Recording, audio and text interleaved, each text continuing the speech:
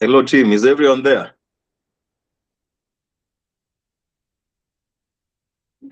I am here. I'm Sarah Wycliffe. Sarah.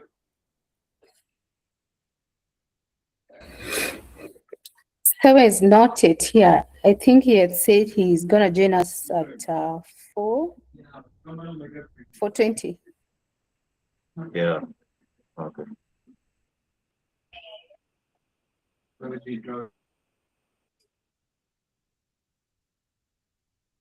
GB, are guys already joining?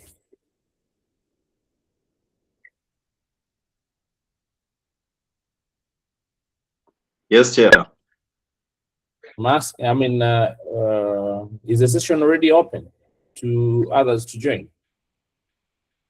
Yeah, that's what I wanted to confirm from Sarah, because the agreement was that at 4 we can do a final touch for about 15 minutes. All right, yeah. Then from 30, the agreement was that it could now be open to the participants to join. All right. Are you able to raise him on phone then? Okay. I think the person using AND forensics can help us in the absence of Sarah. Okay. Can you what was this? Was Zitoge? Andy, anyone on the Mr. DJ? gadget?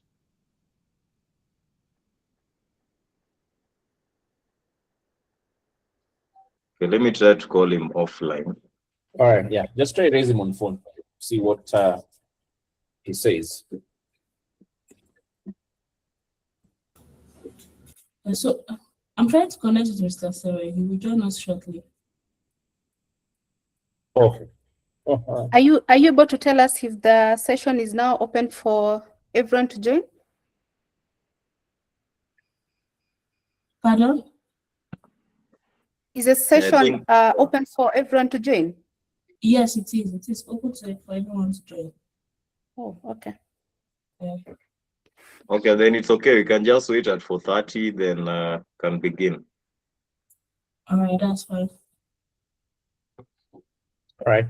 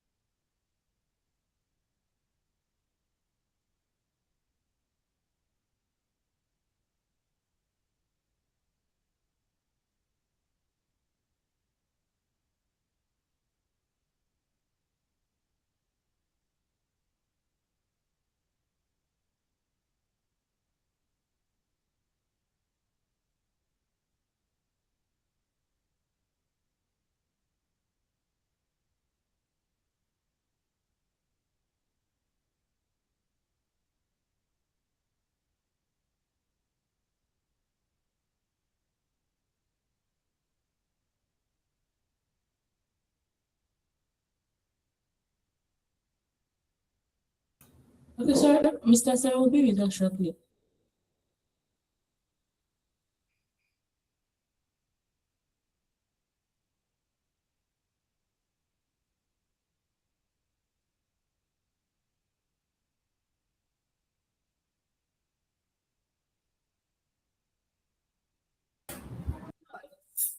Hello, Mr. JB. Hi. How are you? Hey, sir, good afternoon. Good afternoon. Oh, good evening. Where are you joining from? Good evening. Glad to see you. Okay. Jane, Yeah, yeah, Mr. TTG, hi. How are you? And everyone who's joining. Can see our yeah, glad. chairman, Mr. Gambozo, as well. Yeah. I am here, Mr. Sarah. How are you? I'm doing better than good, and you? I love that. I am all right too. I cannot complain much. What's the month to complain? Good, good. Excellent. Thank you so much. All right, brother. Yeah, I'm seeing more people are joining. All right. Yeah, so can just give them. I think we are still 8 minutes to 4:30. All right, no worries, no worries. Okay. Okay.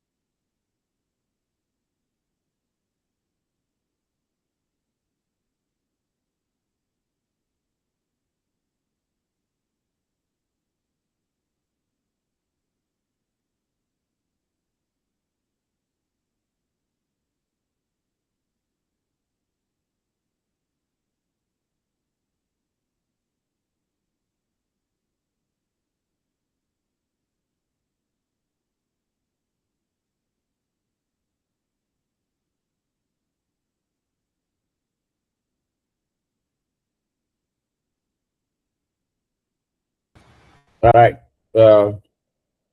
CEO, I can see it's already 4:30. It's actually 4:31.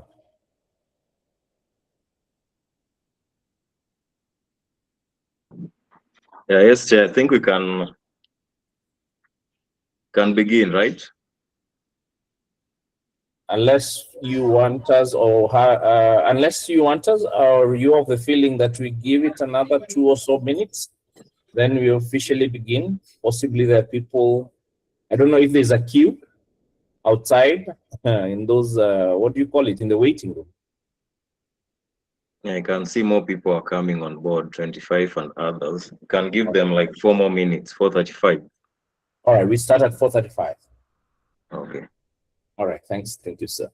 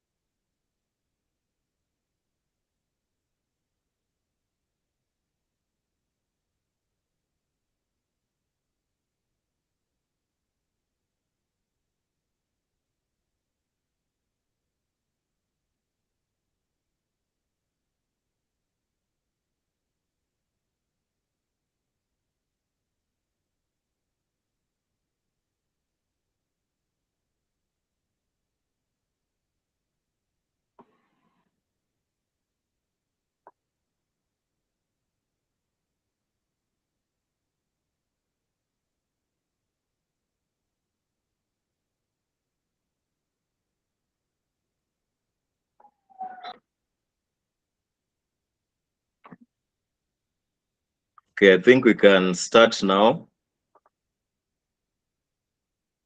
Yeah, Chair, you're there? Yes, I am here. I am here. Okay. Good afternoon, everyone, and welcome to one of the most important conversations in Kenyan finance today. And here's the truth. Virtual assets have now moved from the fringes into the hearts of our businesses, hearts of our compliance desks, our customers' wallets, through to our systems and even our companies' desks. So the question isn't whether this is going to affect us. The question is, how are we ready to adapt to the shifting regulatory landscape, the shifting KYC requirements in regards to the bank? We have the Virtual Asset Service Providers Act that has just passed recently in Kenya. And now it is upon us now to come on board, see how we can adapt to these emerging changes. So today we have prepared exposed experts from different sectors of the finance industry, the banking system, the blockchain specialists, the legal and regulatory landscape, with one conversation to have. How are the virtual assets going now to be integrated within the traditional finance systems? So thank you very much for attending this webinar. I'll welcome our chair to give the welcoming remarks. Thank you. Thank you very much, JB, for that. Good afternoon, everyone. And on behalf of the Association of AML Professionals in Kenya, I would like to welcome all of you to this webinar. I would also like to acknowledge and appreciate the efforts of the association itself, and of course our partners, who include T.M.M partners advocates, and of course special thanks to A&D Forensics as well. And I will also in advance thank the speakers, thank the moderator, and you participants for actually making the time for this session. Now, today's topic is when virtual assets meet traditional finance, AML, KYC, and compliance expectations for financial institutions. Definitely, it is not in doubt that this is a timely discussion. And of course, it's a discussion that is underlined by lots of importance. And in terms of I being able to describe this as a timely intervention or a timely discussion, it simply revolves around the fact that virtual assets are increasingly interacting with banks, of course, payment systems, remittance services, investment platforms, fintechs, and of course, cross-border financial transactions. When you look at all of that put together, then we are able to see both opportunity and risk with regards to all those issues that I've mentioned. Now, looking at virtual assets and being able to look at the opportunities that they present, some of the opportunities arise or are more attached to the fact, I mean, looking at virtual assets for that matter, these opportunities are genuine in nature, and they are more or less attached to issues around financial innovation, faster payments, financial inclusion, lower cost remittances, and last but not least, new investments, and of course, business models as well. But that said and done, there are equally challenges that they present. And some of the challenges that they present include money laundering, fraud and scams, sanctions evasion, terrorist financing, use of mixers and chain hopping, weak customer identification, and movement of illicit proceeds between virtual assets and traditional banking systems. So we acknowledge the fact that there are opportunities that come with virtual assets, but at the same time, we also must appreciate the risks that come with virtual assets. So the key message that shall run through the presentation that shall be made by the presenters as they delve into their respective presentations and of course areas of specialization, they'll be able to bring to the fore the fact that many institutions in terms of exposure are exposed by way of risks that relate to their customers, payment channels, corporate relationships, transfers to and matters related to the same.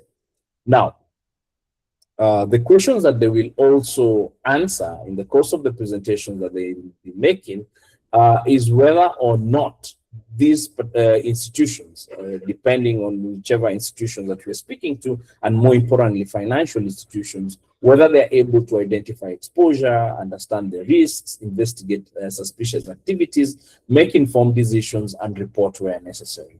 All right. And one of the things that I do believe that in the course of the conversation that we're going to have is the fact that we are not in any way calling for blanket de-risking, all right? Because blanket de-risking might not necessarily be a sustainable response.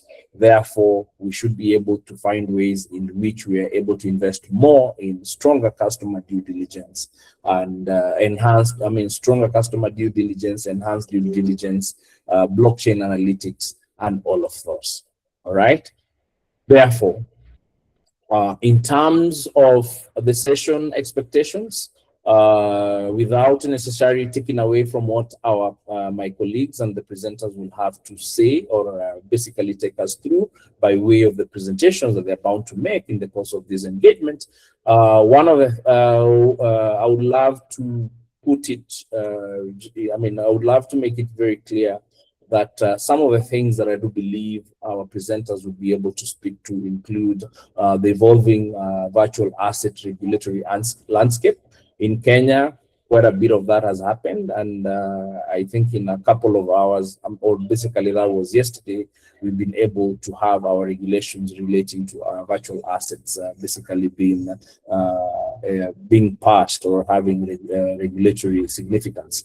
And of course, AML and KYC expectations, banking relationship with regards to VASPs and things like that. Therefore, mine at this point in time is to encourage you to engage actively and wherever possible, ask practical questions, and equally, wherever possible, be able to share experiences. And ultimately, we should be able to consider how the presentations that are going to be made, the lessons that we should be able to extract from those presentations, how all of that put together can be best applied in the context of either the institutions that we work for, work with, and in any event, our professional life. All right. So basically bring this to a halt. This is not just to discuss risks, but we are also here to identify practical and workable solutions in the course of the discussions that we're going to have. And with that, once again, I welcome all of you to this particular webinar. And with that, I will hand over to the moderator to take us through the motions of this particular session. Thank you all. Yeah, indeed. Thank you very much, Chair, for those insightful remarks.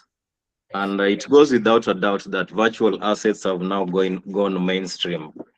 And it's not a matter of what the banks are going to do at this moment. It's a matter of now adapting to the new regulations that have come. So in the next hour, we are going to look at this in its entirety from a regulatory standpoint, from the AML perspectives in the banking sector, all the way to the legal, the current legal issues surrounding the Virtual Asset Service Providers Act. So our speakers for today, we have Mr. Wycliffe Sewe. Mr. Wycliffe Sewe is a blockchain forensics specialist. He works at A&D Forensics, which is a respectable and reputable training institutions on matters AML and blockchain forensics. Our second speaker is Ms. Caroline Ikabi. So Caroline has a very interesting background. She's a banking AML and CFT specialist, currently working with KCB Bank Group. So Caroline has an accomplished AML and CFT experience spanning over 17 years across banking, payments, financial crime compliance. Then our third speaker will be Ms. Jane Aluo. So Jane is a lawyer. She's also a data protection expert and an accredited certified cryptocurrency compliance specialist. That's CCCS. And the interesting bit is that she acquired this certification through the A&D Forensics, our partner in this webinar for today. So thank you very much. And in the next hour, we are going to look at the evolving virtual asset regulatory landscape. So first, I'm going to pose this to Sewe. So Sewe, from a blockchain forensic standpoint, how would you describe the current state of virtual asset regulation globally? And specifically, where does Kenya and other wider African regions sit in that curve? All right. Thank you so much, Mr. Moderator, our legal counsel, JB Dur. And I think before I shoot straight to the question that you asked me, there was a day I attended a particular forum and I was told never to assume that everybody who is present, the ability to see and maybe probably speak. So maybe probably I was advised that anytime I'm introducing somebody, I can also mention their complexion, just for those who are tuning in and may not be able to see me. So I am dark, I have short hair, and I wear glasses. And I was told the meaning, I was told the reason why I need to do so, especially just to take them into consideration. So I know you missed that bit, so I needed just to also take into account whoever is joining us from and may not be able to have the ability to see. But anyway, I think with that being said, I think the main question also we need to start asking ourselves is that with the arrival of these virtual assets, will it be able to make our lives better and organized? Or with the arrival of virtual assets, will it be able to make our lives bitter and more confused? And I think the reason why our listeners are joining as well is just to have an understanding whether we'll be more better with the arrival of virtual assets or more bitter. And it even reminds me on, for those people who have gone through the marriage ceremony, you normally say for better and for worse, in sickness and in health. And I think that's now the kind of conversation we are supposed to be having with virtual assets now that they have arrived. So whatever the outcome will be, whether to make our lives better or bitter, we are here to have it for sickness and for health. So I think with that being said and done, allow me just now to shoot straight to the question which you have mentioned around what you're basically seeing around the global space as far as regulation is concerned, and what exactly are the international setting bodies, the likes of FATF are saying, and more so probably how is Kenya positioning itself as far as where these conversations are basically being mentioned. So from where I stand and maybe probably looking at it and how the conversations are basically changing, I think the shift which we are definitely seeing globally right now is that conversation has basically moved from should we basically regulate virtual asset, and the conversation is ideally shifting on how do we supervise them effectively. And I think over some 7-8 years now, we used to see international standard setting bodies, the likes of FATF, which used to encourage and even recommend to different jurisdictions so that they could be able to take into account, especially when it comes to licensing virtual assets operations which are happening within different jurisdictions. And the main reason why FATF was basically doing this is because through the mutual evaluation reports which were conducted and the national risk assessment identified that majority of the jurisdictions were processing or participating in virtual asset activities, and there were no frameworks in order to counter what was basically happening within the market. And that's why we've seen to some extent, some jurisdictions have been working towards having regulatory frameworks, while some jurisdictions have been working towards banning them completely. I know we have, especially in Africa, maybe probably towards the northern part of Africa, we've seen some countries or jurisdictions who are totally banning the use of virtual assets. But irrespective of whether to have regulatory frameworks or ban them completely, FATF, I think recently they published a report card. And what we are also likely to see from a global angle, we are seeing, or we are likely to witness going forward in 2026, 2027, FATF now believes that irrespective whether you are banning or whether you are putting regulatory frameworks in place, FATF is now encouraging most jurisdictions to now start gearing towards the implementation era. So that's now where the real challenge we are likely to experience, especially when it comes to implementing these regulatory frameworks which have been put in place. So conversations are currently now shifting from drafting regulation, revising and tweaking policy, but now conversations are sliding towards how can we now make these policies work.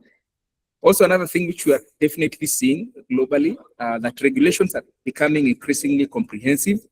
Initially, if you look at the FATF recommendation 15, it was more or less narrowing down to the conversations around AML CFT. But now we can see even regulators putting emphasis whenever regulation frameworks are being developed. They're also looking at a 360 spectrum, talking about consumer protection, governance, operational resilience, cybersecurity, custody standards, and financial stability. So all these are conversations which regulators are putting in place as far as the initial concern which had risen around AML safety concern. So these are what I'm basically seeing from a global perspective.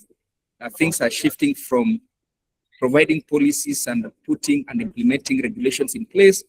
Right now, FATF is now shifting direction and now following up and checking whether these regulations are they indeed working.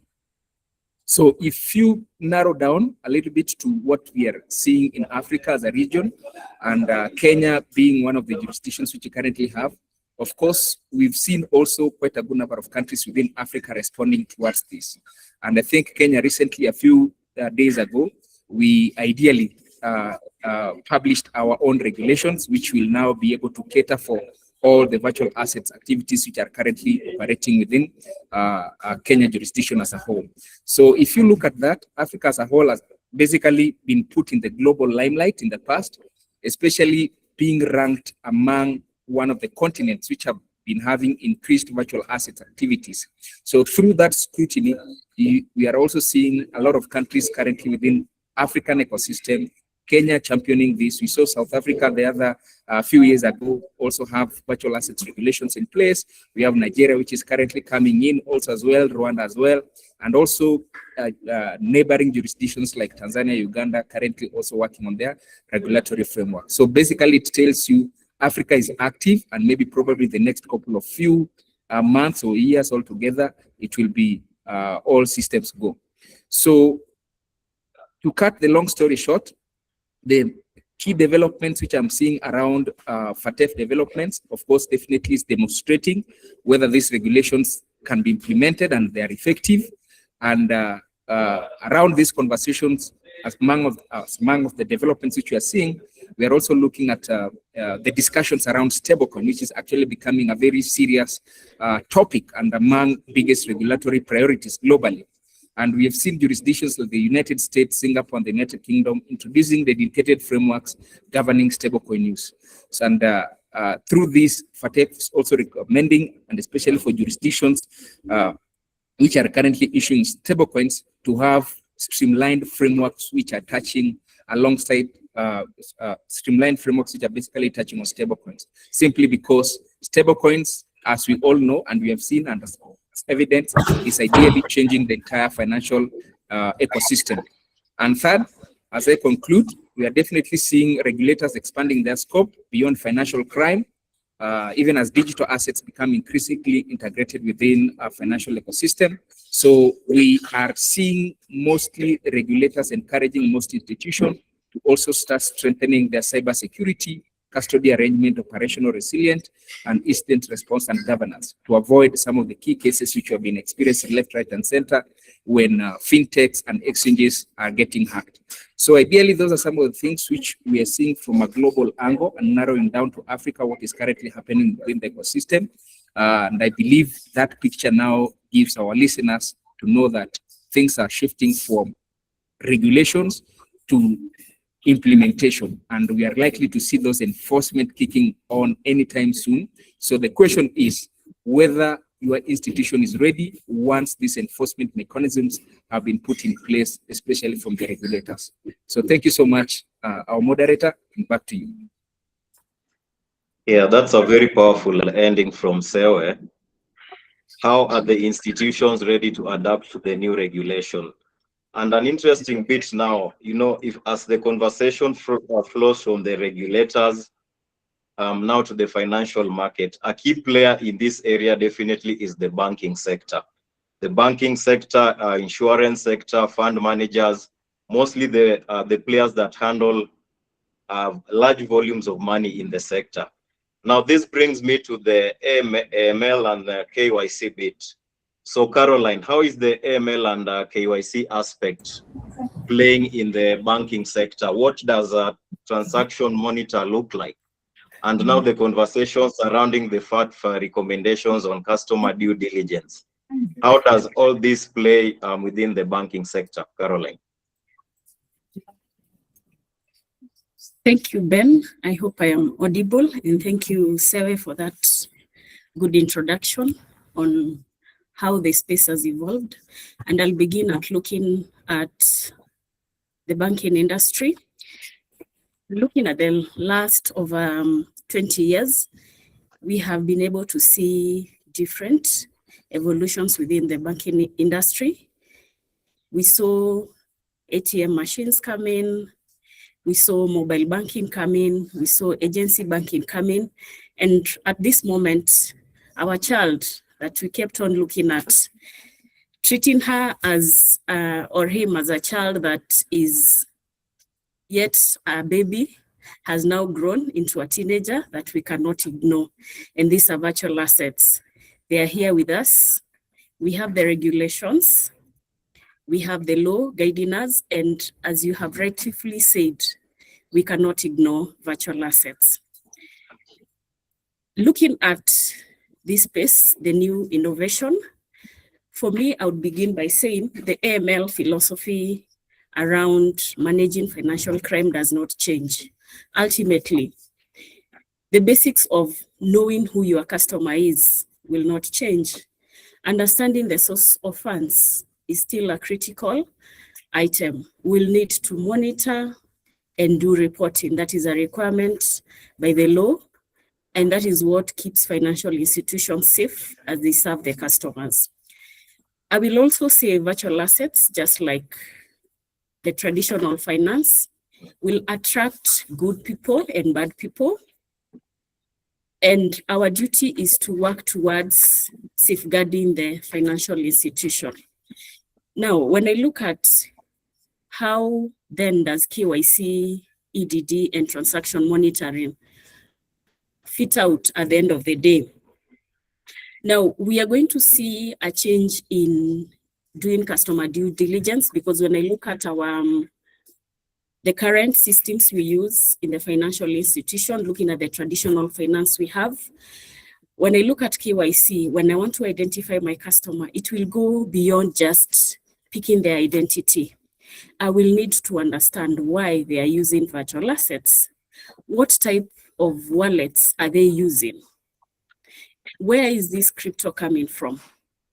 And how do I do this? And this brings us to the use of blockchain analytics. So that means as institutions, we will have to incorporate blockchain analytics to help us verify our customers, screen their wallets to be able to tell, are these wallets or not, wallets safe or not safe.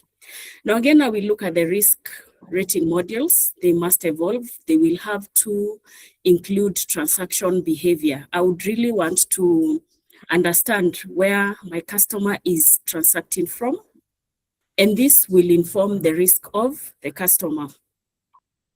Again, as virtual assets come in, institutions will require to have blockchain technology to look at the transactions, because if you look at the traditional systems that are being used, they're majorly looking at transactions. And when you look at each transaction separately, you will not be able to tell what the customer is up to. So we will need a combination of blockchain analytics and the traditional systems to be able to tell and pick the new emerging crimes like cyber crimes, which are more propagated by the virtual assets. We will need to understand why my customer is hopping from traditional and blockchain. And for me, the other key aspect would be people. You know, I always say, if you do not know a snake, for example, is bad, you will wonder why people are killing a snake, yet it does not have any legs.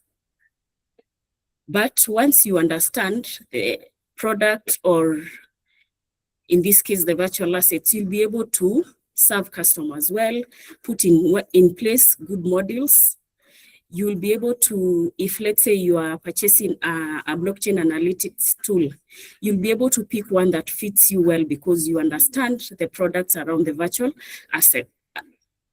assets. So the other thing that will help in KYC is training of the frontline staff, the second line of defense, and even the third line defense. We will need this skill, because how will I tell this is, for example, a blockchain address?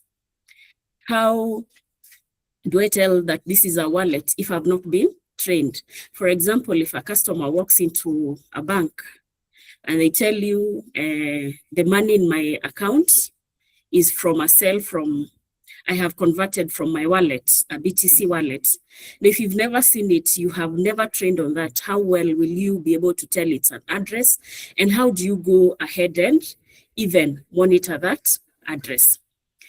Now, I am looking at virtual assets as a new innovation, and we need to conduct all this to be able to incorporate them, because they are part of business without really stifling business. We are not going to say that now we are not going to bank all virtual assets. We will need to do a risk-based approach. Now, when a VASP comes to you, how do you tell this is a good one and this is a bad one? You will need to check, are they licensed, for example? You'll need to assess their products. You will need to look at their governance. You'll need to look at their AML CFT framework. And that way you'll be able to pick and say, this is a good VASP and this is not a good VASP. So it will be basically risk-based. You cannot say blankets, I am not going to deal with this. Just like as the later innovations are spoken about, we will have to adopt the risk-based model and pick, assess, and be able to bank the ones that are well licensed and have proper governance. And remember, all this is in the benefit of the customers, because you do not want to have our customers losing their investments. So you'll have to conduct your proper KYC and ensure that you're banking a good VASP. Now, at the end of the day, as I come to conclusion, I will say that when you look at the virtual asset space and the banking space, it's a space we cannot run away from. It has come. It is a new innovation. All we need is to build a bridge between the two spaces to ensure that we serve our customers properly. And as I've said, it will come through our policies that will need to upgrade the way we do our KYC, do our transaction monitoring, get proper tools for monitoring that can help us to be able to monitor the transactions, do proper screening and ensure that we bank proper VASPs and serve the customers as they would want to be served. Thank you. Yeah, serve the customers as you'd like to be served. So those are very strong points from Caroline. And what I've picked from her presentation is that for KYC and ML to be done, there's a lot of data involved. Because Sewa gave us an international outlook on how the virtual asset space looks like from a blockchain standpoint. We came now to the financial market, the banking sector, what the banking sector focuses on. There's something the bank calls proof of funds. When you're coming to bank large sums of cash, where is the money coming from? So these two presentations take us to one point. Now, the governance, the legal, and compliance lens. So how does the legal lens look like around KYC and AML? So I'd like to invite our next speaker, Jen, as Jen touches on that. Please, you can also talk a little about the data protection aspect, because now with AML, KYC, source of funds, there's a lot of personal data that is involved. How does the data protection space look like in the context of AML? Then lastly, now, if the regulators now come knocking, yes, you've complied with the banking requirements, you provided the KYC and everything. Then now, how can now an institution plan itself around, data protection and the AML obligations? Welcome, Jen. Thank you so much, Mr. Moderator. Apologies, I'm not of Sewe's complexion, but my camera decided to misbehave today. But nevertheless, allow me to just dive into the discussion today. So we are looking at from a legal and governance perspective, what does the defensible virtual asset compliance program look like? When we look at the policies, the board oversight, and a clear accountability. So when you speak of defensible compliance program, we're not just referring to the files of policies seated in a shelf. We are referring to a compliance framework that is effective in practice, evidence-based, and also one that can withstand scrutiny from regulators, auditors, legal enforcement, and of course, a court of law. For institutions to operate in a virtual asset and fintech sector, a defensible compliance program rests on a 6-pillar. And the first pillar is the pillar of governance and board oversight, whereby this pillar states that compliance starts from the top, and that is the board level, where the board of directors must approve your compliance framework, oversee risk assessment, and of course, receive regular reports on compliance performance. In Kenya, of course, this aligns with the Central Bank of Kenya Corporate Governance Guidelines, and of course, Section 43 of the VASP Regulation 2026, which requires that the board to establish an effective governance, internal control, and risk management system. Remember, a strong board oversight demonstrates that compliance is a strategic responsibility and not merely an operational function. And so then the second pillar is a pillar of a risk-based approach, whereby institutions must identify, assess, and mitigate risk based on their, of course, products of offering, the customers that they are serving, the channels they are using to deliver these products, and also the geographical exposure. And so then, rather than applying an identical control to every customer and products that you're offering, institutions should allocate and enhance control where risks are great.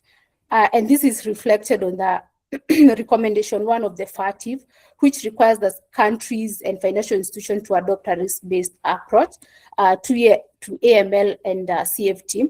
And the third pillar is a robust policy and internal controls, whereby institution must implement policies policies covering CDD, KYC, sanction screening, transaction monitoring, suspicious transaction, record keeping, cybersecurity, data protection, and also, and of course, wallet screening. And this aligns with the Section 5 of the VASP regulation, of course, for CAMLA, not forgetting the FATF recommendation. And the fourth pillar is accountability and independence assurance, whereby institutions should have a clear defined responsibilities for the board, for the senior management, for the compliance department, for the legal department, for the risk, and of course for the internal audits, who are the internal policing oversight. And the fifth pillar is the training and compliance culture, where this pillar emphasizing on policies are only effective if employees understand and implement them. And of course, regular role-specific training enables staff to recognize suspicious activities, understand regulatory obligation, and of course, escalate concerns appropriately. A strong compliance culture begins with the leadership and is enforced through continuous education and ethical conduct. And the last pillar is the documentation and continuous improvement.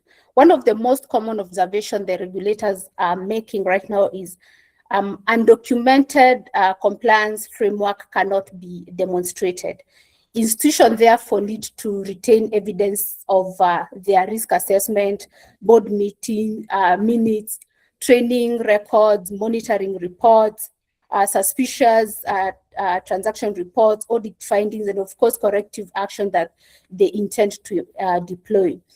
This documentation often distinguishes institutions that can demonstrate compliance with those that cannot. And in essence, what we are saying is a defensible compliance program is not just by the number of policies an institution has, but it is judged on by whether it can demonstrate an effective governance, risk-based approach, strong internal controls, independent oversight, and of course, documented evidence that the measures operate effectively. So then, in today's regulatory environment, compliance must not only be done; it must be demonstrated defensively, and the only way you can an institution can demonstrate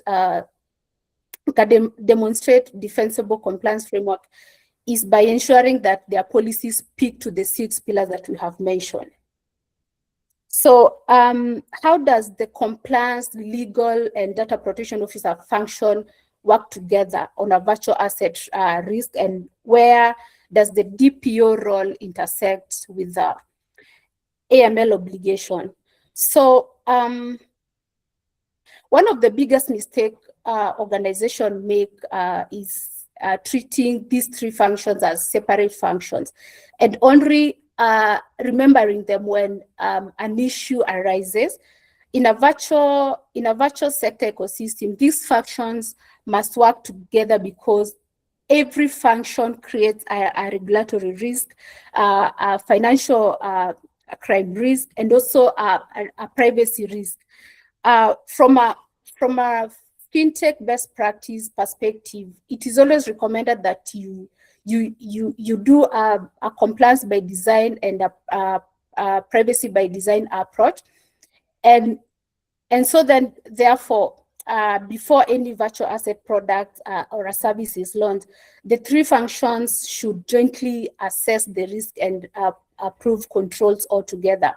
So then when you look at the compliance function, ideally this is a function that its mandate is to ideally they own the AML CFT framework, such that in this function they are going to conduct the customer due diligence, the monitoring transactions, screening of sanctions and PEPs, reporting suspicion transaction, among others. So then these functions becomes the owner of the AML CFT framework. And then what does the legal function do?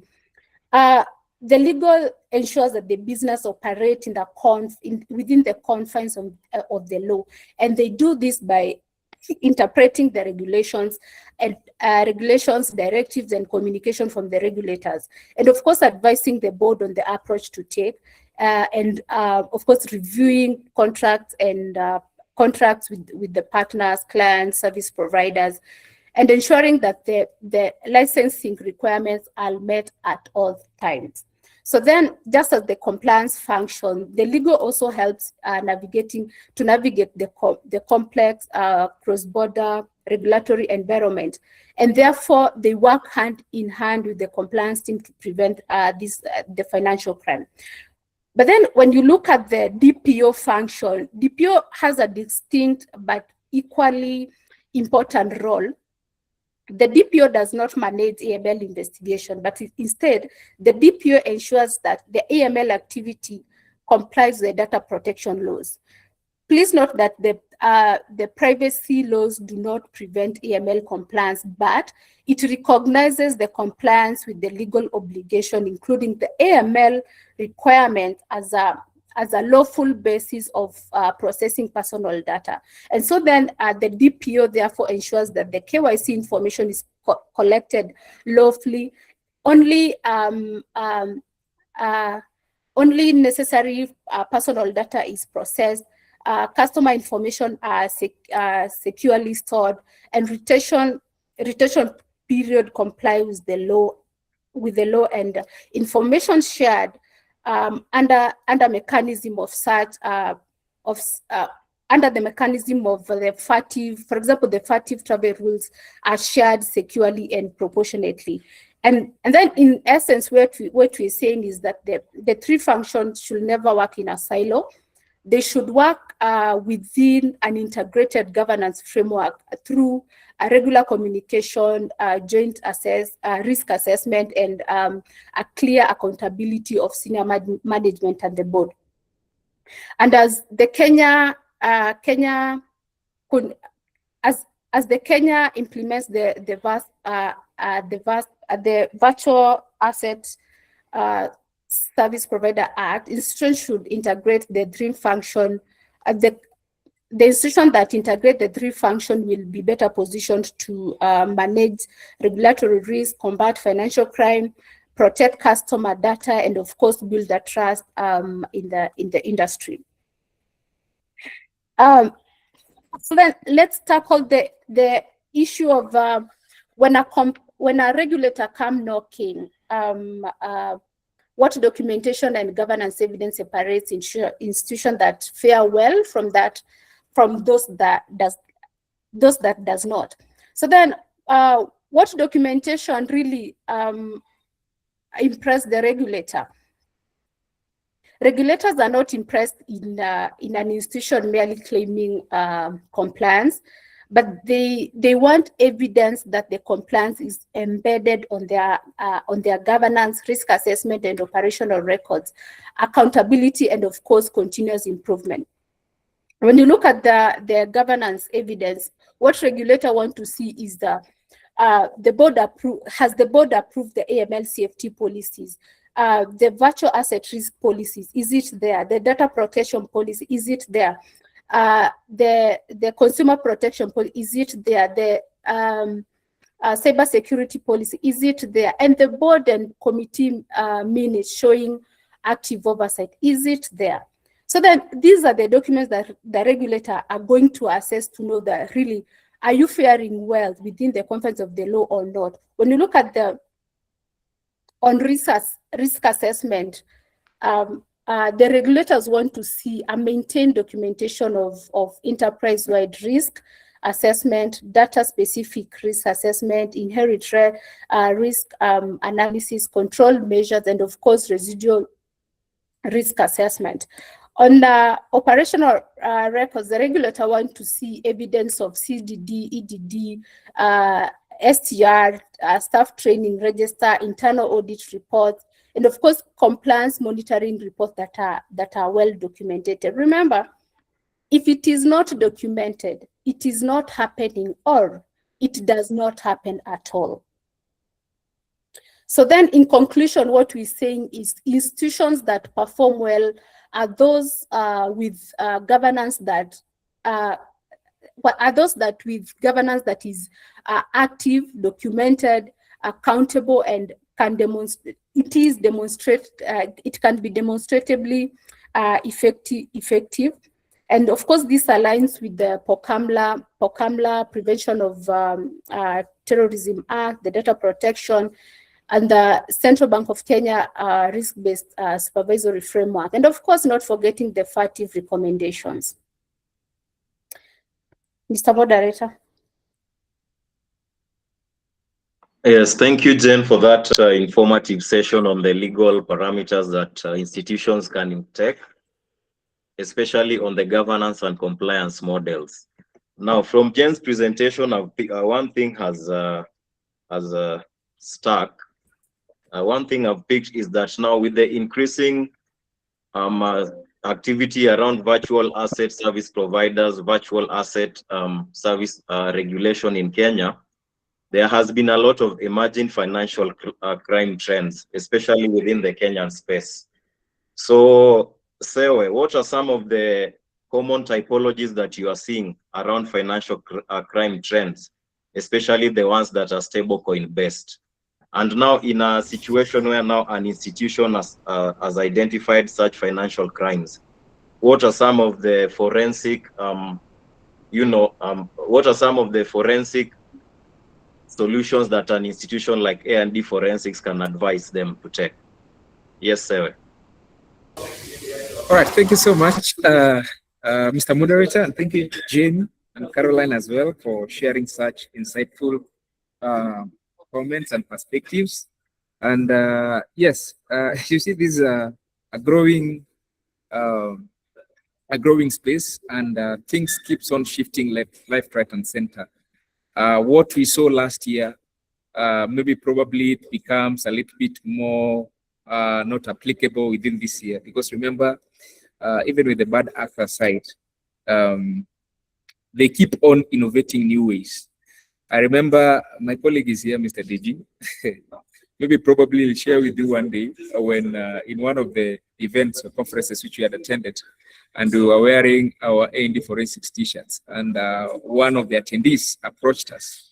Apparently, we noticed later that he had a law enforcement background, and he asked us about REN BTC and REN protocols. And I think by that time, it was more or less like the first time we were hearing about this. So he went ahead and mentioned to us, this is what it's currently being used when it comes to moving illicit funds.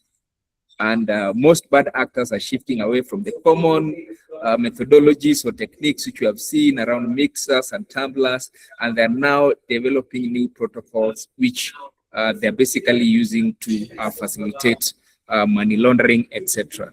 So if you look at what are some of the key emerging financial risks around virtual assets, I would say there is a lot which is currently happening in the space. So with the arrival of the virtual assets, I've ideally introduced a new ballgame altogether. And once a person owns or has any virtual asset in their possession, they're likely to enjoy the speed, cross-border nature of virtual assets.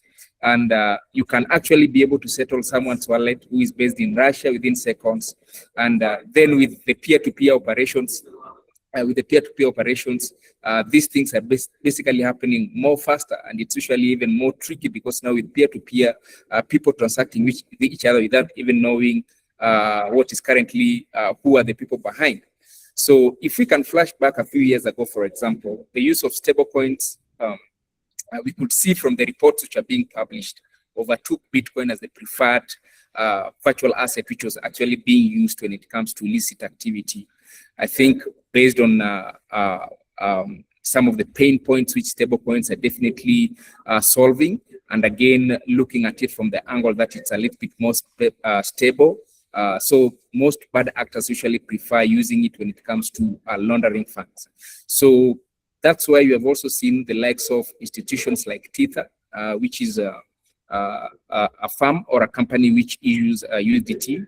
They have even gone further to start forming some form of alliance, and there is a new alliance called the T3 Financial Crime Unit with some other players. And with this alliance, they normally support a law enforcement operation by freezing some of these illicit stablecoin transactions, mostly the ones which have been used in laundering, sanction evasion, fraud scheme.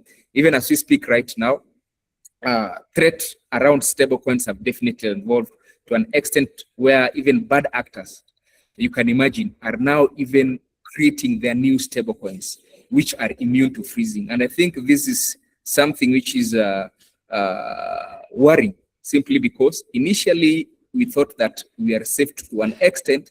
The approved stablecoin issuers who are regulated under the current regulatory networks, we had the comfort knowing that if we have crimes which are touching on stablecoins, then ideally it meant with the stablecoin issuer could go ahead and maybe probably freeze these particular stablecoins which are linked to illicit activity.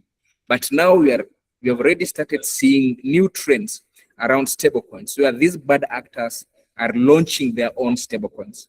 So they will perpetrate an activity or illicit activity, convert these Bitcoins or Ether into stable coins which are being controlled within their own infrastructure. So it even becomes a challenge to law enforcement when freezing. So these stable coins being offered by these bad actors becomes immune to freezing. So this is a new challenge which we have already started seeing happening within the ecosystem.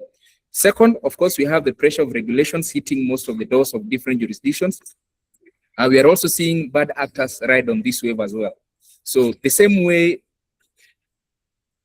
we normally see text messages. I don't know what happens in other jurisdictions, but in Kenya, we normally have this tendency of our tax authorities sending us emails and text and WhatsApp about our tax liabilities. Maybe probably you still have pending balances and the regulator, our tax authorities send you an email telling you, say weekly, this was your tax, maybe probably income in this particular year. This is the balance which you owe. This tax agency, maybe probably do this in order for you to clear those balances.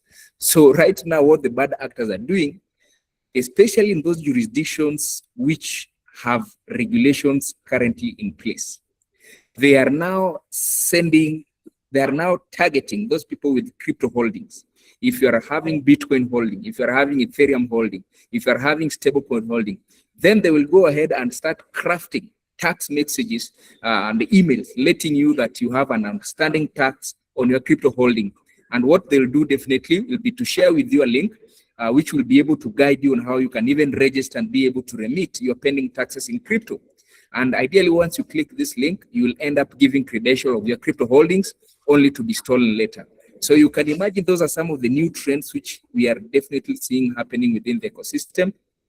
So lastly, of course, we are talking about the intersection of artificial intelligence and blockchain activities. So all of us, I know we have used AI, maybe probably ChatGPT in one way or another. So with the arrival of AI has definitely made it even easy for bad actors to scale the operation 100 times and activities more quickly. So back then, if you could maybe probably see how bad actors used to type and send messages to their target audience, they used to do it one at a time, right? But right now, with the infusion of AI in most of the operations and activities, they can now be able to even send bulk images, bulk messages, bulk emails, so they can be able even to target more people a little bit more faster. And they can even be able to create multiple new wallets and use them to scam people within the operation. So with the arrival of AI, most of these scammers are even able to craft text in a manner which is more convincing. Some of them have even gone a notch higher to localize the language. I was sharing with a friend of mine who told us that these scammers can now even be able to draft a text in your own local language. So once they know that maybe probably you're coming from a particular locality and maybe you understand Swahili or you understand Kikuyu or maybe probably you are from the Kamba nation, they will now even switch to your local language, use AI to draft those languages, and now they even make you more comfortable and thinking that you are dealing with somebody from your own native origin. And I think we have also seen this. A case in point right now, maybe probably I'll not mention name, a recent scenario, we have a high level person within Kenya jurisdiction, of course, in one of the top offices in the country. Of course, I'll not mention name, but I know you not believe if I say that this person ended up losing over 600,000 USD. That is approximately 80 million last year, towards the end of last year. So remember, this is 80 million which has been lost by an individual. This is not an institution. This is an individual who lost 80 million. And this is not a bank. All right. So this is an individual who is actually breathing with all his organs intact, went and lost 80 million towards the end of last year. So when I met him, this individual had asked why he did not, I even asked why did he not even report such kind of an activity to law enforcement agency. And the thing is, he was telling me he did not want the embarrassment that he would be able to face, especially from law enforcement, looking at him, a high-level senior officer, a high-level senior person, holding a high-ranking office, losing 80 million, even if most of the staff or most of your juniors get to understand you are lured to lose 80 million, they'll just start thinking that you are mad. So from that perspective alone, he even saw that he will never share even to his spouse because he was even fearing that they may end up divorced. So you can imagine how many high-ranking people are losing such kind of amount of money due to fraud and scams, and they're not reporting. So those are some of the things which we are currently seeing as far as typologies are concerned. So, and that is why now, even with institutions, because when this comes, these crimes are happening, it ideally basically means that this money will start, will get converted, and they'll be hitting the banking or the financial rates. So the next question which banks and financial institutions who are here, they should be asking themselves, do they have the mechanisms and systems in place to be able to have visibility on what happens on chain? Because you could be a bank and processing a lot of fraudulent cryptos, which you are being used as an on-ramp, off-ramp platform. You could be a bank and you are processing a lot of money laundering cryptos because you don't have visibility. So in crypto, we normally talk about two kinds of data sets when handling crypto, especially banks which are now looking at preparing to enter into the crypto ecosystem, either from the point of maybe probably offering a custodial, being a custodian or banking virtual asset service providers, or even offering on-ramp, off-ramp services. So the two data sets which are usually mainly important around crypto are usually the off-chain data and on-chain data. So with the off-chain data, I know my colleague Caroline had definitely mentioned talking about KYC records, account opening documents, physical location of a particular person. But now the key question boils, do banks have the ability to even now be able to know what happens within the on-chain data? So with the on-chain data, we are definitely talking about all information that has been permanently recorded on a blockchain. And this is the information which most financial institutions like the banks still do not have visibility on. And it's very much important. So even as time continues to evolve, virtual assets operation will make compliance operation even more data-driven, because data is becoming the new oil, and who has data can actually be able to utilize it in a manner that can help or assist in making informed decisions, will be steps ahead of the rest. So back to the on-chain discussion. So these points, the banks at a point of a must to know the wallets which receive these transactions, getting cashed out from these banks. The banks really need to be in a position of even knowing, how can we have this visibility on these wallets? How can we even have visibility whether these wallets are transacting within money laundering networks, child sexual and abuse materials, darknet marketplaces? So this is the kind of visibility financial institutions operating within the traditional rails need to start having. And with the regulations in place, regulators will now start enforcing these regulations, because you have been processing these transactions. Do you have all these mechanisms? And that now what brings us to the talking point of having blockchain analytics platforms. And without having blockchain analytics, then it ideally means as an institution, you'll not be in a position to have visibility. And I think that's what we normally do, especially when we have these interactions with bank. Also, just trying to let them know how their exposure is around virtual assets, letting them know the kind of inflows which they have, whether these inflows are coming from illicit activities, and they are basically aiding in terms of processing these transactions, converting them back to local Kenya shillings or local fiat, depending with the jurisdictions which you are currently in.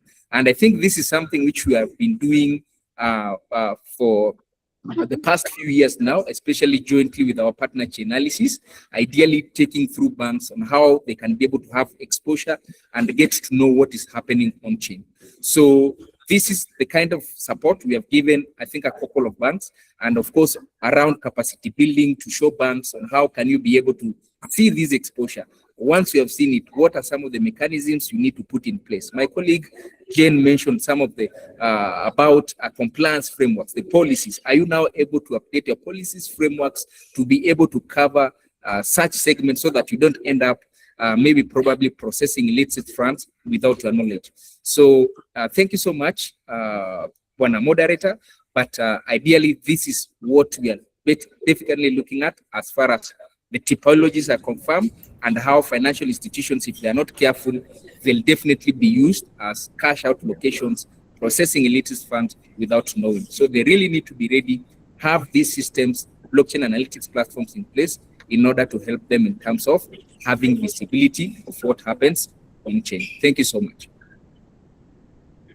Wow, that's very powerful from Sewe. Processing illicit funds without knowing. I think that's one thing that banks have to be very much aware of as they work in close correlation with the virtual asset service providers within the country. So this brings me back to Caroline. Now, for banks and VASPs to work together, there has to be a direct correlation, especially on sharing data, KYC material, the wealth declaration forms, especially for the PEPs, politically exposed persons, among others. So when as banks are looking to de-risk, what are some of the sound risk-based approaches that banks can look at, especially when onboarding and maintaining a VASP relationship? And as you touch that, you can also say something about due diligence red flags. What are some of the reassurances that a bank can make sure it's on the radar for, especially when handling large sums of cash? And what are some of the key success factors for building a trusted and sustainable relationship with the VASPs within the country? Yes, Caroline. Thank you, Mr. Moderator, and thank you, Sewe, for bringing us alive to the reality that people are losing money. And maybe I'll start looking at the Bybit hack that happened last year, and a sum of $1.5 billion was lost. And this is the reality at hand.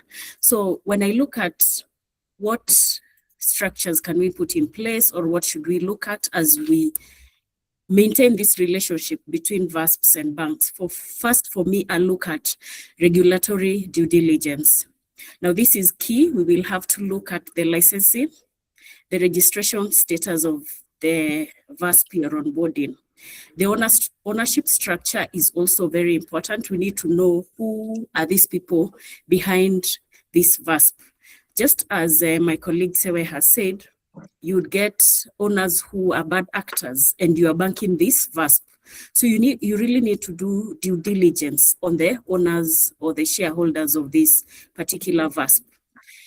You will also want to understand the integrity of this VASP and check if they have any enforcement history. Have they been fined in their jurisdiction?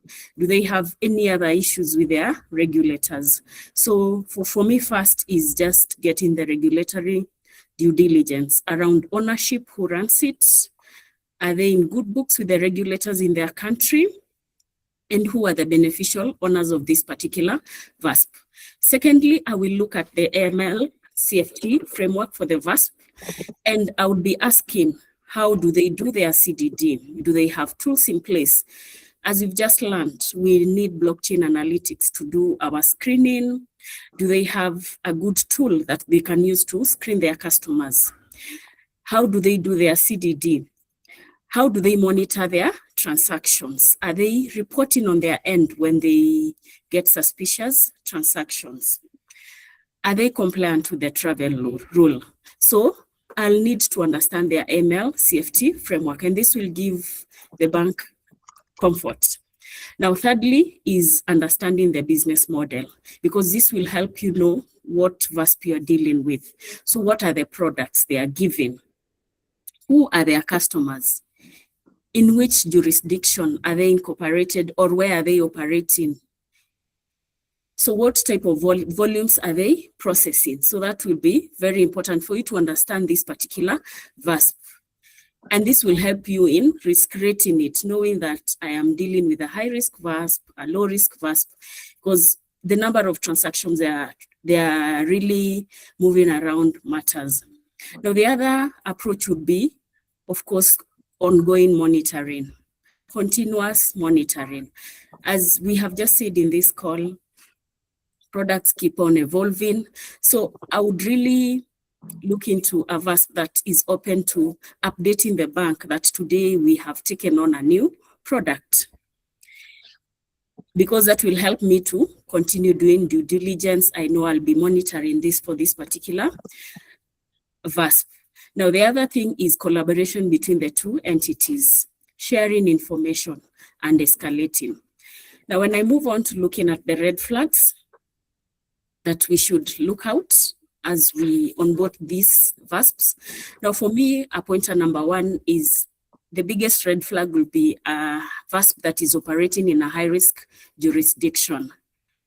Imagine onboarding a VASP that is in a sanctioned area. Already, you'll be having issues. And if they do not have a tool of monitoring and screening, now people are just passing there that are sanction screened. So the jurisdiction matters a lot. Now, another red flags is overly complex structures. You have the ownership is hidden within a very complex company setup. Company after company, we have ABC Limited, under that we have BC Limited. Before we get to the shareholders, we have C&D Limited. So a complex company structure would be a very high red flag.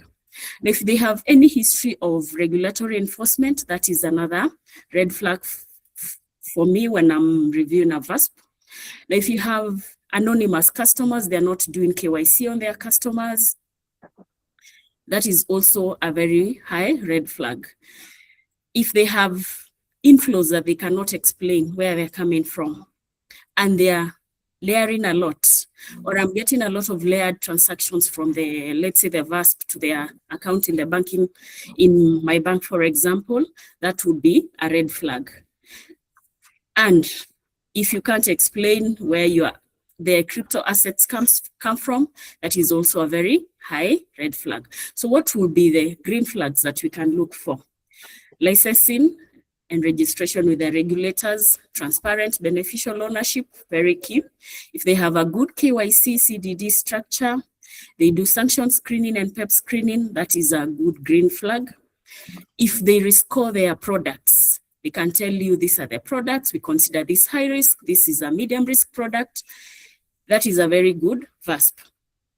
If they know their customers, if you know where they operate and understand their products, that is a good high risk. And more to that, if you look at how the crimes operate within this space, it is around cyber security, cyber crimes. So if they are cyber secure, it means that is a good VASP.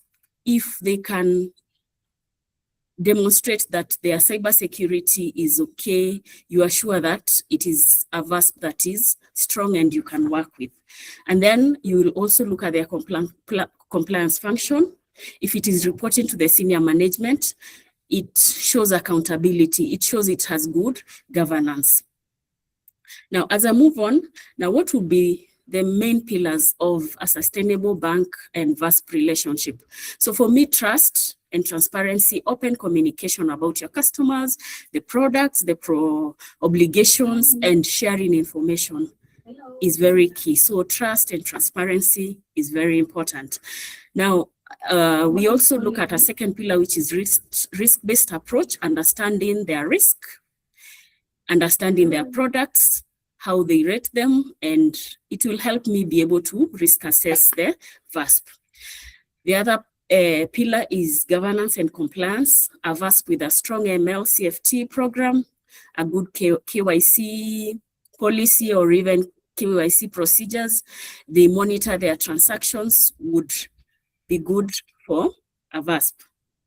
Now, technology, as we have heard, these transactions move very fast, within seconds, and they are numerous. So a VASP that has a good monitoring tool would give me comfort, rather than a VASP that tells me I am just monitoring transactions on an Excel sheet. It will give me comfort that it is able to see the transactions, monitor them, and be able to look at them. And lastly, the biggest pillar would be regulatory engagement, and of course, having a license. That would be a very good pillar to give you comfort as a bank. So as I look at the relationship between VASPs and banks, for me, I would equate a bank to the airport. The bank provides the infrastructures to make sure that the customers are able to board the plane. And I look at the VASPs as the airlines. The airlines ensure that the planes are okay, the customer is able to pay for their ticket, but the customer is not going to get the plane mid-air. He'll walk into an airport, his goods will be checked, his passport will be checked before he gets to board the plane. And this relationship has made the air transport work very well. And as we step into this new era of VASPs and banks working together to ensure that the financial industry looks good, customers are secured.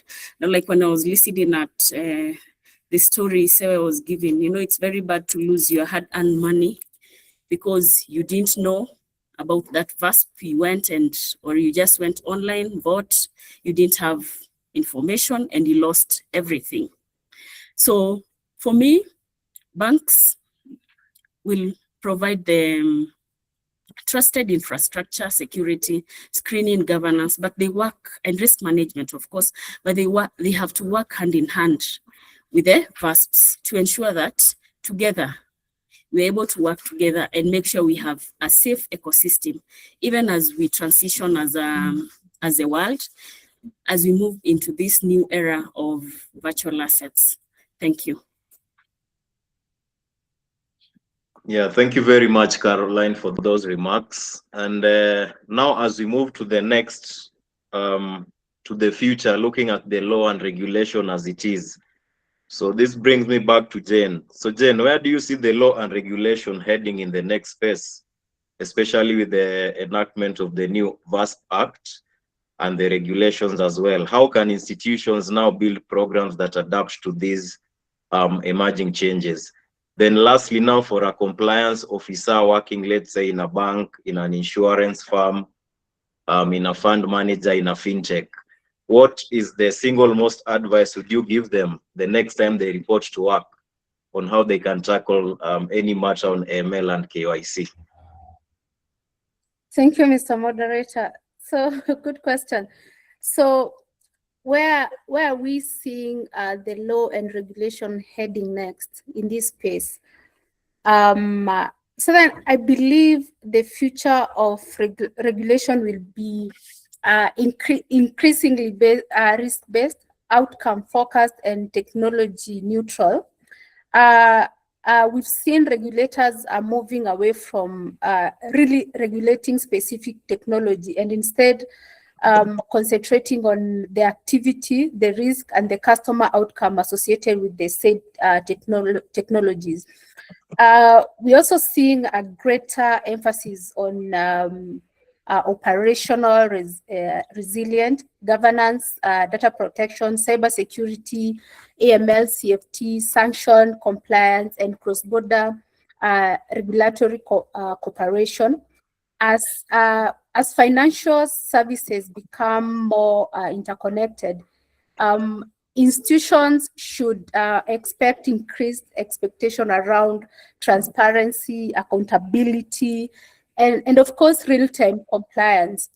To build a program that adopt rather than constantly retrofit, institutions should embed compliance into their product and operations from the onset. This means that adopting compliance by design and privacy by design principles, implementing strong governance framework, conducting continuous risk assessment, and using modular policies and controls that can evolve as regulation change. Technology also play a key role. Automation, continuous monitoring, and regulatory intelligence enables institutions to respond proactively rather than reactively. So then ultimately, organizations that build flexible principle-based compliance framework will be far better positioned than those that simply adapt policies each time a new regulation is introduced. A compliance officer feeling overwhelmed by a virtual asset risk. What practical evidence for an overwhelmed compliance officer, my one advice and simple advice would be start by understanding and documenting the company's actual virtual asset exposure, and you'll do this in 4 steps. This 4 step will help you understand the company exposure, build controls proportionately, and build control risk, build controls proportionate to the risk that you map out, and of course improve them continuously. And the first step is map up your exposure. Get to determine really what products that this company offer, which clients do they serve, what transaction do they process, and how, which jurisdiction are they in or intending to expand to. And so then after you've mapped out your exposure, now start then by assessing the risk and the risk that you have identified. So then you'll do this by evaluating the AML, CFT, sanctions, fraud, cybersecurity, consumer protection, and data privacy risk. And the third step is prioritize the high risk gaps that you have identified. And these gaps are really the gaps that normally you start with is the due diligence, the transaction monitoring, the sanction screening, the suspicious transaction reporting, and the governance and board oversight. And the fourth step is document everything. Document like everything. Regulators do not expect perfection. They expect a risk-based approach supported by documented evidence that risks were identified, they were assessed, they were controlled, and they were reviewed from time to time. And of course, the fifth and very important step is get to know the data protection officer and the legal person who will be helping you interpret the laws, the regulations, the directives from the regulators, and know how to work hand in hand with them so that you do not move in that particular journey alone. You have people who are supporting you in terms of data protection, in terms of legal, and of course the board oversight. Yeah, thank you. Yeah, thank you very much, Jane, for that powerful ending. And I'd like to open the floor for questions from our participants. There are 2 that I picked out particularly, and I think Sewe can handle this. So the first one was around capacity building. So how can we enhance capacity? How can we enhance the capacities of different government agencies to address the various forms of crime arising out of crypto-related transactions? Sewe. Okay, good. Thank you so much for that question around capacity building. Yeah, I think what I normally say, especially when I found myself in corridors where we are building capacity to either banking professionals or law enforcement, I usually love by starting. You see, you cannot be able to handle what you don't know. And in order for you to know, you definitely need to be taught. And in order for you to be taught, you must be willing to be taught.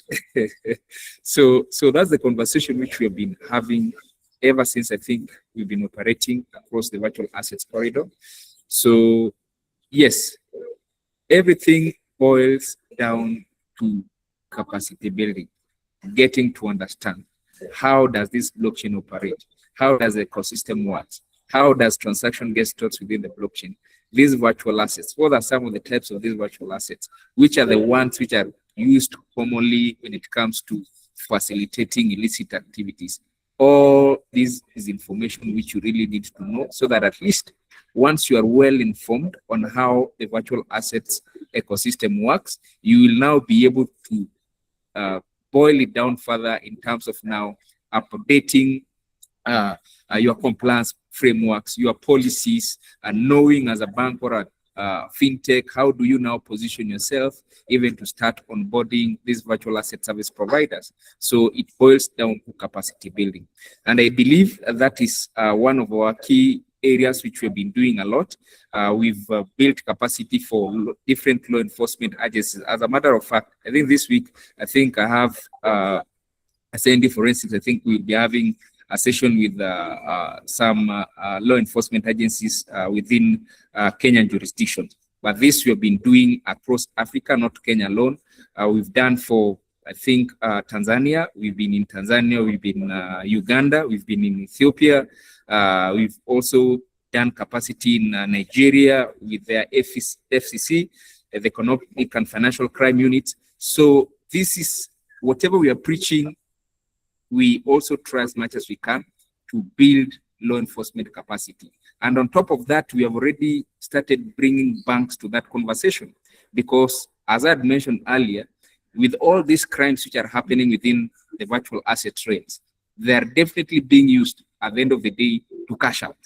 So it ideally means if I get scammed with that case which I'd given you, somebody got scammed 80 million, lost his Bitcoin, got converted, it basically means to some extent, maybe probably a financial institution or a bank was basically used to cash out these illicit proceeds. So with the banking professionals around compliance, we've been doing so, building capacity to compliance officers, risks, guys working within the risk, audit, IT. That is something that we've been doing. And I think maybe probably if you check us out, as A&D Forensics, we also have some certification courses which we normally do offer, which as a listener, you can definitely also take advantage of that. And I think we also have listeners from some financial institutions whom we have been there building capacity around them. So those are already platforms or programs which we currently have in place to ensure that people within the industry, whether you are in the government, whether you are in the private sector, you get to understand what exactly you are likely to interact with as far as virtual assets is concerned. Thank you. Yeah, thank you very much, Sewe. There was also another question around certification, but I think you answered it while giving your presentation. Yeah, so A&D Forensics, they offer trained certification courses, especially around the CCCS, Certified Cryptocurrency Compliance Specialist. So as the Association of ML Professionals in Kenya, we're also looking to partner with institutions like A&D, and of course with having experts like Caroline and Jen to deliver certification courses also in the near future. And as our participants, we also have a feedback form. You can fill it. Just mention the other areas that you think you'd also like us to touch on in subsequent webinars. And we'll give you priority when we shall be offering our certification courses jointly, even with the Financial Reporting Center. So any other question? Is there any other question that we haven't tackled? I don't think so. Oh yeah, there's another one. What roadmap would you propose for the industry to take towards achieving the desired state of operation, given the emergency and increasing adoption of virtual assets? So I think I can handle this. One of the active areas I've been seeing the industry players focused on is the formation of different associations. I'm not sure if Edwin has heard of the Virtual Assets Association of Kenya. Yeah, there's actually an association called Virtual Assets Association of Kenya. You can check them out on LinkedIn. I think they also have a page where they are working with different industry players from the fintechs, the banking sector, the VASP sector. Right now, there's even a growing trend around e-gaming sector. So through having such associations, it's easier for the industry to lobby and also come up with policy proposals that they think need to be adopted that do not just hinder the development of young VASPs, but promote their growth within the industry. Yeah, I'm trying, another question here, wonderful presentation. Thank you very much, our participants. Is there a way, any chance you can get in touch with the speakers? I think we'll share the speakers' contacts. There will be a reminder email tomorrow from A&D Forensics. So I think we can attach our speakers' bios in the reminder and their contacts so that you can get in touch with them. I'm seeing a last question. Since A&D is doing capacity in Nigeria, how come their revenue service is taxing its industry from a position of... Say, were you able to handle that? I think I just looked at that question and laughed, and it reminds me, I don't know whether the lecturer will be blamed if a group of students get trained by the lecturer and some of the students turn out to be thieves. I don't know whether the blame will squarely fall on the lecturer or based on some other factors outside the lecturer's control. So as ND for us, we will always do our part. And I think anything that falls outside the lecturer's control, you definitely maybe probably don't want to get into the politics around it. So I think that will be my reply or response around it. Thank you, sir. I'll invite, we have our last two closing remarks. We have Chioma from A&D Forensics. I think there's a tailored ML solution that she wanted to demonstrate to us how it works. Chioma, are you online? Then after that, yes, we'll have closing remarks from the chair of the Association of ML Practitioners, Mr. Akwom. Yes, Chioma, welcome. Thank you so much.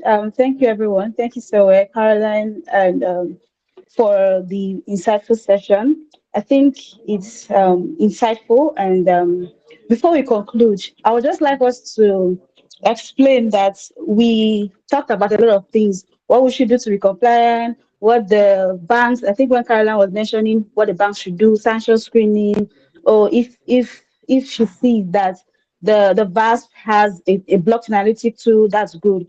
But the one component that we always do not talk about, that is the least spoken about, is independent AML CFT audits, right? And the reason is this: first, if for those of us that don't know what it is just an independent assurance of how our AML CFT compliance program is doing. How good is it? How sure are we that our controls are being tested? So the regulators will request for that, because trust me, for as a regulator, as a supervisor that wants to onboard, and you said you want to make sure that these people are doing what they're doing, how will you be sure? Will you go around to start going to the different bars to be checking everything? It doesn't just work that way alone. So that is the place of the independent AML CFT audit, right? So the investors, remember, we have fintechs, we have VAS, we have Web3 cryptocurrency exchanges that are coming up. They want to do this, and the independent AML CFT audit is the fourth pillar in an AML CFT program, and it has to be independent. So now the problem has been that these VAS, these growing businesses, these fintechs, they find it very difficult to maybe have an established internal audit team, because of course they are still growing, and then we know the recommendation about risk-based approach. So for them to now have an independent team that can independently assure that the compliance is working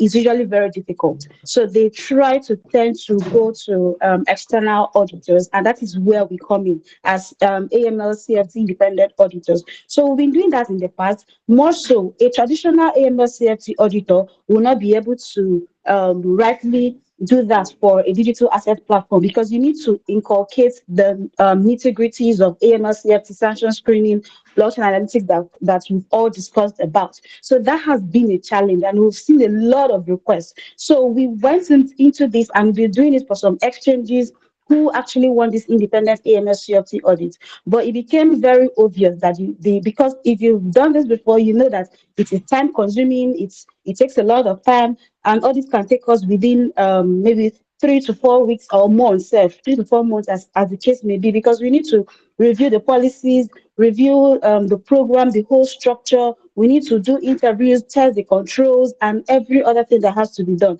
So we decided that, and we found a solution in-house. So we built a solution that will now make these processes easier and faster, right? And this is already tested. However, because of the way we work and because of this particular session, we have decided that we are going to be giving opportunities to 2 platforms that want to have this independent AML CFT audit. So we will be inviting you to get your platforms audited and tested using this, our new solution. So that's like a very big opportunity for anybody that has registered and was on this call and has actually listened. So what we would do, you can fill in the form. I think Sewe has already dropped it. Signify interest, and then we'll communicate the 2. We're going to be choosing 2 institutions that are qualified for this, and we'll be doing that for them. And so this is our way of giving back to this community. So thank you very much for the opportunity, and then we'll look forward to working with you. Thank you so much for this. Thank you. Yeah, so participants, please take advantage of the link, kindly register for that. A&D as an opportunity for 2 fintechs that they want to, mentor from the youth stage until they, get to the level they desire. So kindly fill the form and take advantage of that. I'd like to welcome the chair of Association of ML Professionals in Kenya, my senior, Mr. Odhiambo Akuom, to close for us. But the participants, please, you can share your feedback form. We'll share the details for the speakers in a reminder email tomorrow from A&D. And also, as the Association of ML Professionals, very soon we'll be doing our launch, and we'll give our participants the priority. So please make sure you fill in the feedback form so we can have your contact details. Thank you very much. Chair, welcome. All right. Thank you very much, moderator. I'll want to start by thanking the speakers for the practical insights that they've offered. And I will also want to basically give very special thanks to T.M.M and Partners Advocates, A&D Forensics, of course, the moderator, the organizing team, and all participants. Thank you very much for making the time. Thank you very much for equally staying the course, listening to the presentations that have been made, and in any event, also being able to, come up with follow-up questions just for purposes of greater understanding in terms of the issues that have been discussed today. Now, I would basically make the point that the engagement has been quite illuminating, almost bordering on being riveting as well. It is always good to listen to those who are pretty much well acquainted with some of these technical issues, and especially when they speak both from a point of knowledge and a point of experience. So it's been very, very nice. I mean, for me, it has been quite illuminating listening to Sarah, listening to Hikabi, and listening to Anna as well. But more importantly, the lessons that we need to draw from this exercise, even as we come to a close, is the fact that, one, we're already in the era of virtual assets. And with respect to virtual assets, exposures around this particular matter or thing is already present. It is true that financial institutions may be exposed even when they do not directly offer virtual assets products. That is a reality that we have to contend with going forward.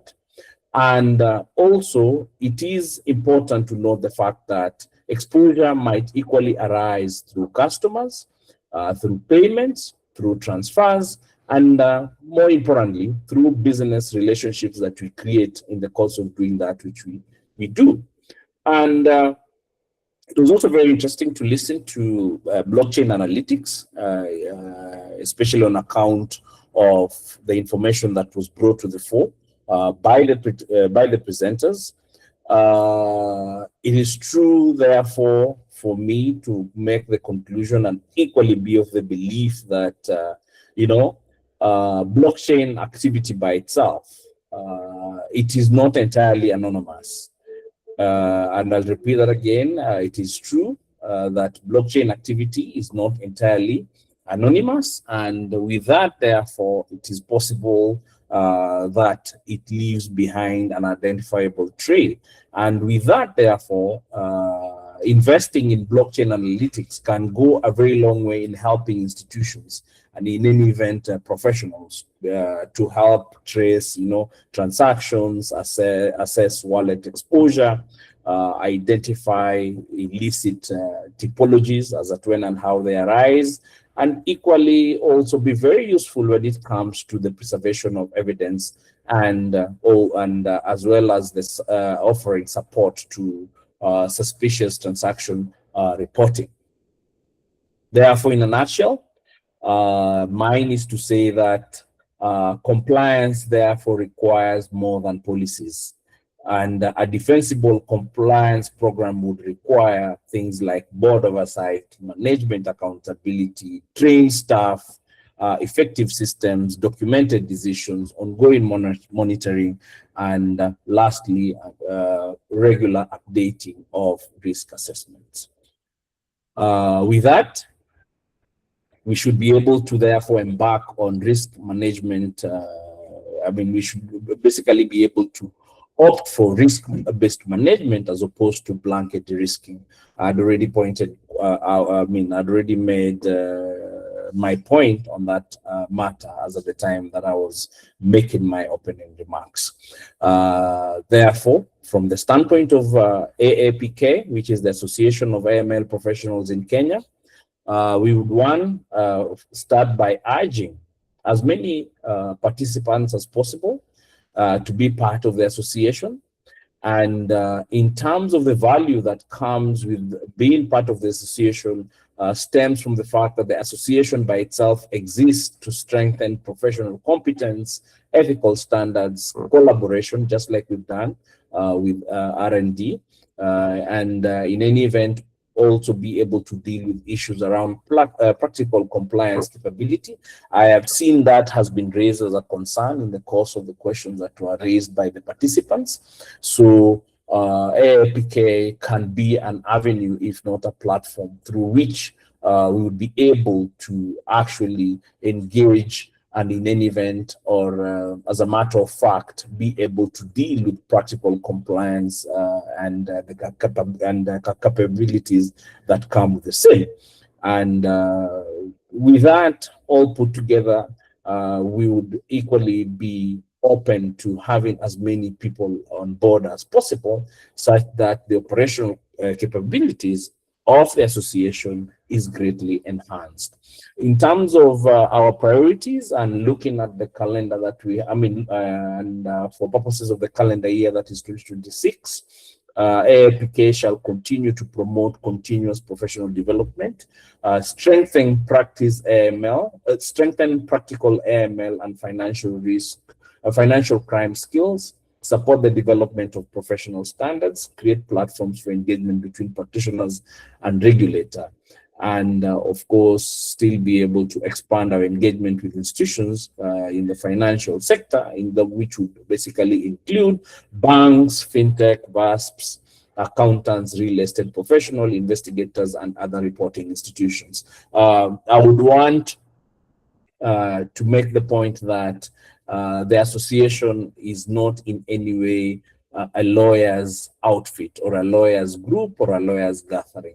The association is open to as many professionals as possible, especially those who have got a footprint or within the AML sector, being as broad as it is.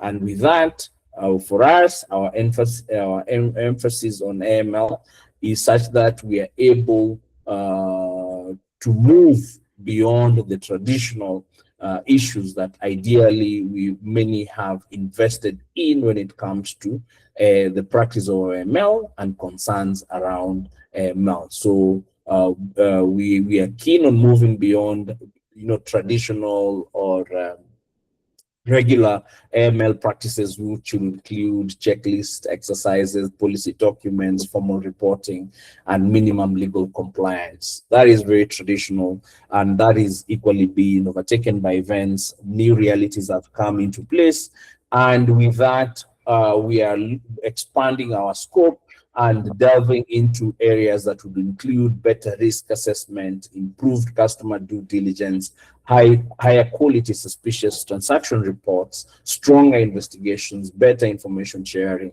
and measurable outcomes. That is the ecosystem within which we would want to enhance our existence, our involvement, and in any event, larger participation with as many people as possible, drawn from all walks of life, drawn from all sorts of professions, and in any event, just for purposes of enhancing the experience that is AML compliance and effective implementation of the same in the country.